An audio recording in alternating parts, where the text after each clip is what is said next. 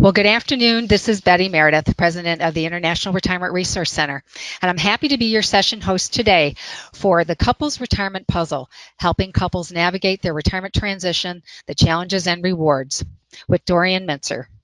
In the 21st century, the landscape of retirement is changing as retirement is no longer thought of as a destination, but as a transition with an ending, a period of unknowns, and a new beginning.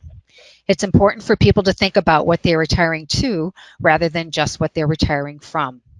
It's hard enough for an individual to deal with these retirement transition years, so therefore it can be even more complicated for couples who may have differing ages, energy levels, priorities, values, goals, and dreams, which can then be challenging for advisors when working with a couple as a client.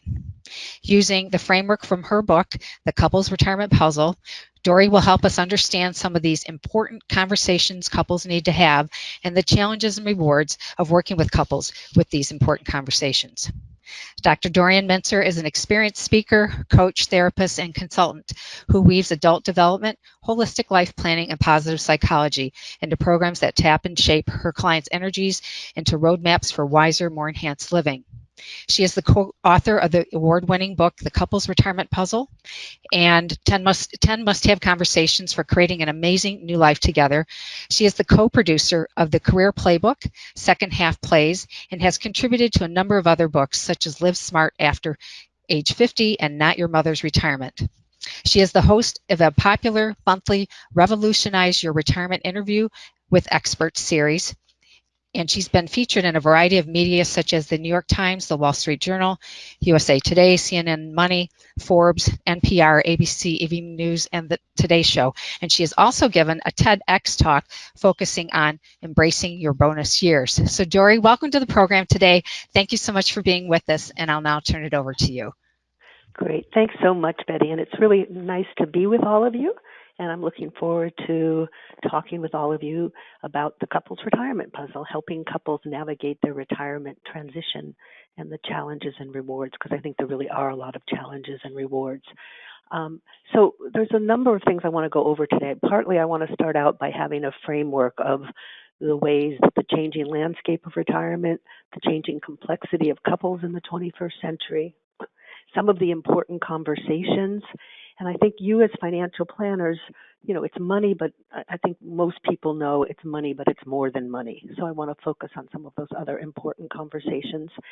And even though I know many of you have been doing this for a while, I really find it helpful to become conscious and intentional about thinking about the tools for effective communication, both in your work with your clients, but also helping your client, if you're working with them as a couple, to effectively communicate with each other, ways to help clients develop individual and shared visions, and, as I mentioned before, some of the challenges and rewards of helping couples have important conversations.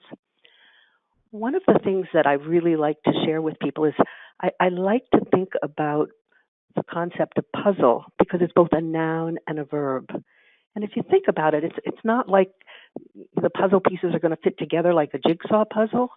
But if you think about it, think about your own life, think about some of the clients you had or have. There are just a lot of areas that impact each other. And it's not going to fit together just like a jigsaw puzzle. But my belief is that finances and health and wellness are two of the biggest and most important of the puzzle pieces because they really do impact the kind of choices that we have, lifestyle options, where we live, how we'll be able to take care of ourselves if there are medical issues that come up. So I find it helpful, and it's unique. The puzzle's unique to each person, each couple, but it's also a verb. And I love that idea because we need to puzzle it out. We need to think about it.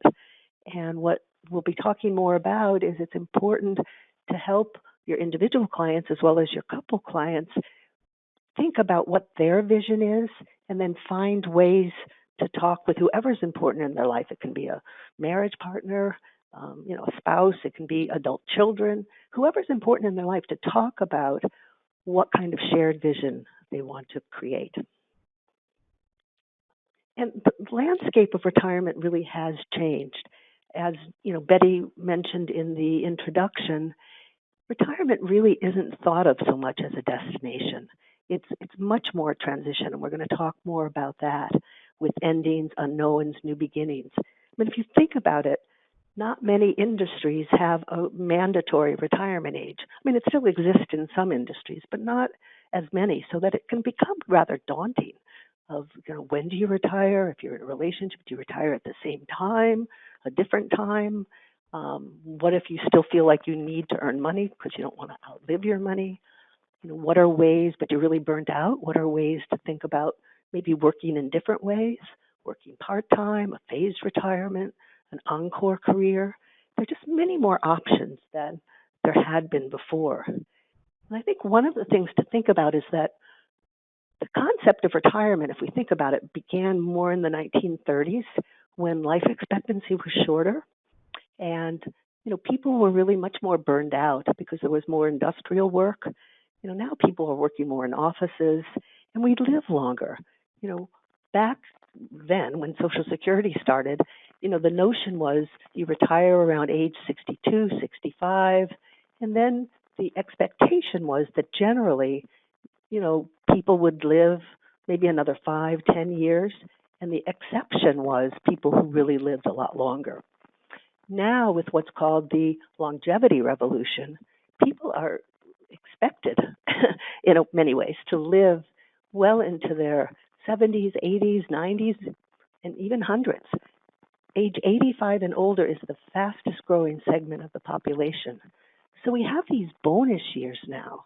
And I think sometimes people get frightened and they think, ooh, I don't want to be old longer. And really the idea behind the bonus years is that there's more of an extended middle age. So middle age now is thought more of as like 55 to maybe 75 or 80. And these are opportunities to be very vital, very alive. And it's a little shift in the paradigm. It's no longer all downhill, from 60 to or after, unless you believe it is, and then it could become that way.